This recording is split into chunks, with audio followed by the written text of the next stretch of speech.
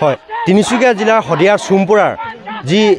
এগৰাকী 12 বছৰীয়া ছাত্ৰ সেই ছাত্ৰজনক অপহৰণ কৰি দুষ্কৃতিকাৰীয়ে অপহৰণ কৰি হত্যা কৰিছিল আৰু যাৰ ফলস্বৰূপে সদৌ অসম গোৰ্খা ছাত্ৰ সন্থা জাগৰণ হৈ উঠিছে আৰু তিনিচুকীয়া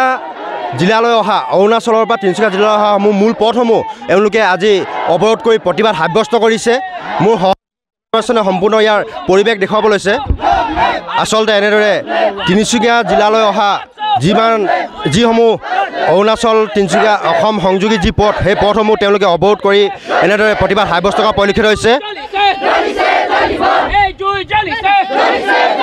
এই ক্ষেত্ৰত মই গোৰ্খা ছাত্ৰ সন্থাৰ যিসকল নেতা আছে আমি তেওঁলোকৰ কথা পাতিব চেষ্টা কৰিম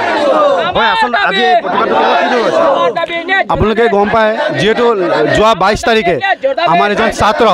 ৰোহিত বাহাদুৰ ছেত্ৰী 12 বছৰ ছাত্ৰক কিডনেপ কৰা গৈছিলে অৰুণাচলত কিডনেপ কৰা গৈছিলে কিডনেপ কৰি তেখেতক পইচা ডিমাণ্ড কৰা গৈছে পৰিয়ালক আৰু পৰিয়ালে সময়মতে পইচা দিব নোৱাৰাত তেখেতক মাৰ্ডাৰ কৰি নিৰ্মমভাৱে হত্যা কৰি পেলাই দিয়া গৈছিলে আৰু যিহেতু দুজন কালপিতক এৰেষ্টো কৰা হৈছে কিন্তু তাৰ ওপৰতো আমি সদৌ অসম গোৰ্খা ছাত্ৰ সন্থা জিলা সমিতি হৈ পেলাই আমি 6 তাৰিখে অৰুণাচল চৰকাৰক আমি মেম'ৰেণ্ডাম দিছিলোঁ যি দুজন কালপিতক ধৰিছে তাহাঁতক ফাৰ্ষ্ট ট্ৰেক আদালতত আনি সিহঁতক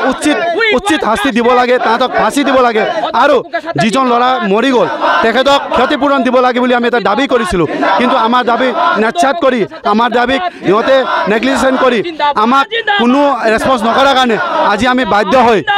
সদৌ অসম গোৰ্খা ছাত্ৰ সন্থা তিনিচুকীয়া জিলা সমিতি আৰু জিলা সমিতিৰ গোটেই আঞ্চলিক সমিতি শাখা সমিতি আৰু আমাক গোটেই দল সংগঠনে ওলাই আহিছে ৰোহিত ভাইক ন্যায়ৰ কাৰণে আৰু আজি আমি ৰাতিপুৱা 8টা বজাৰ পৰা অৰুণাচলৰ পৰা তিনিচুকীয়া জিলা সোমোৱা গোটেই পথ শদিয়াৰ পৰা চাংলাংলৈকে গোটেই পথ অৱৰোধ কৰিছোঁ ৰাতিপুৱা 8টাৰ পৰাই পথ অৱৰোধ কাৰ্যসূচী চলি আছে এইটো আমাৰ যেতিয়ালৈকে মান পূৰা নহ'ব আমাৰ এই কাৰ্যসূচী চলিয়ে থাকিব হয় এষাৰ কথা ক'ব লাগিব যিহেতু ছাত্ৰজনে যেতিয়ালৈকে ন্যায় নাপায় সেই ন্যায় নোপোৱা পৰ্যন্ত এওঁলোকৰ এই আন্দোলন অব্যাহত থাকিব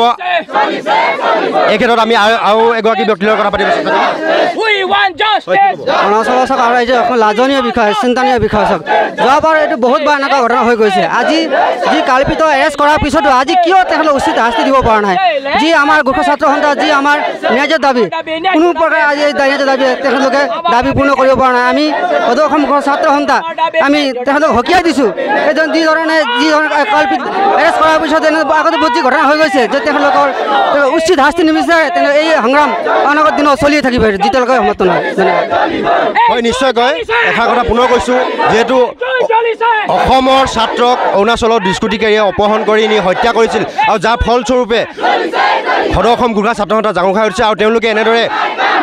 তিনিচুকীয়া জিলালৈ অহা অৰুণাচলৰ পৰা তিনিচুকীয়া জিলালৈ অহা প্ৰতিটো পথে তেওঁলোকে অৱৰোধ কৰি সেই পথত তেওঁলোকে প্ৰতিবাদ সাব্যস্ত কৰিছে আৰু অৰুণাচল চৰকাৰলৈ তেওঁলোকে দাবী জনাইছে যেতিয়ালৈকে তেওঁলোকে দোষীক শাস্তি দিব নোৱাৰে আৰু পৰিয়ালে উচিত ক্ষতিপূৰণ নাপায় তেতিয়ালৈকে তেওঁলোকৰ এই প্ৰতিবাদী কাৰ্যসূচী অব্যাহত থাকিব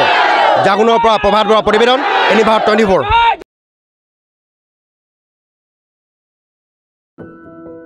এনি ভাৰত 24ৰ প্ৰথম প্ৰয়াস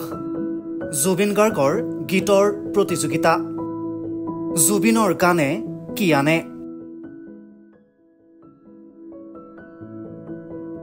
অডিশ্যনৰ বাবে যোগাযোগ কৰক 8638661821 আৰু 8812831556 নম্বৰত এনি ভাৰত 24 উদ্যোগত এটা নতুন সংগীতৰ প্ৰতিযোগিতা আয়োজন কৰা হৈছে য'ত মোৰ গানৰ প্ৰতিযোগিতা হ'ব আপোনালোকে তাত প্ৰতিযোগী হিচাপে আহিবলৈ পাৰিব আৰু মোৰ ফালৰ পৰা আন্তৰিক শুভকামনা জনাইছোঁ আৰু অনুষ্ঠানটোৰ নাম হৈছে গানে কি আনে সকলোকে মৰম জনাইছোঁ সকলোৱে আহক ইয়াত অংশগ্ৰহণ কৰক thank you very much love U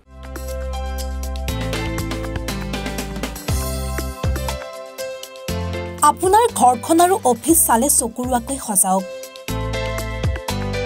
আজি আহক সকলো ধৰণৰ অত্যাধুনিক ফাৰ্নিচাৰৰ বাবে সিটি ফাৰ্নিচাৰ 6 মাইল গুৱাহাটী আমাৰ ঠিকনা 6 মাইল পাঞ্জাবাৰী ৰোড পুৰবিতাৰীৰ সন্মুখত গুৱাহাটী আমাৰ যোগাযোগ নম্বৰ 9435013969